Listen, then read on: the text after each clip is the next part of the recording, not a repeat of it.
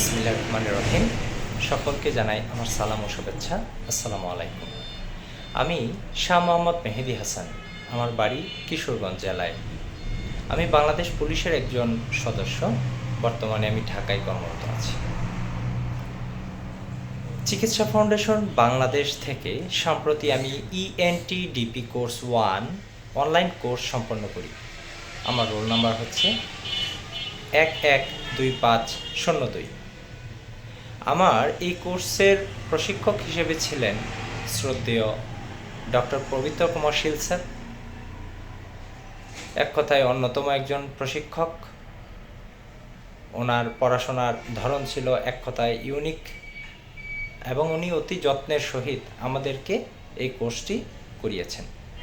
ওনার প্রতি কৃতজ্ঞতা জ্ঞাপন করছি, সেই সাথে বাংলাদেশ চিকিৎসা ফাউন্ডেশনকে।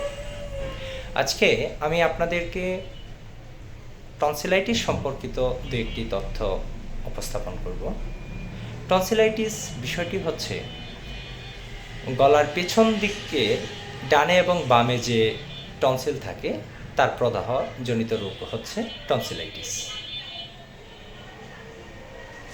ওয়ার্ল্ড হেলথ অর্গানাইজেশন অনুযায়ী আপার রেসপিরেটরি ট্র্যাক্ট ইনফেকশন বলা হয় থাকে। এটি সাধারণত ভাইরাস এবং ব্যাকটেরিয়া দ্বারায় সংক্রামিত হয়ে থাকে। 70 থেকে 80% এটা ভাইরাসের জন্য হয়, আর ব্যাকটেরিয়ার জন্য 20 থেকে 25%।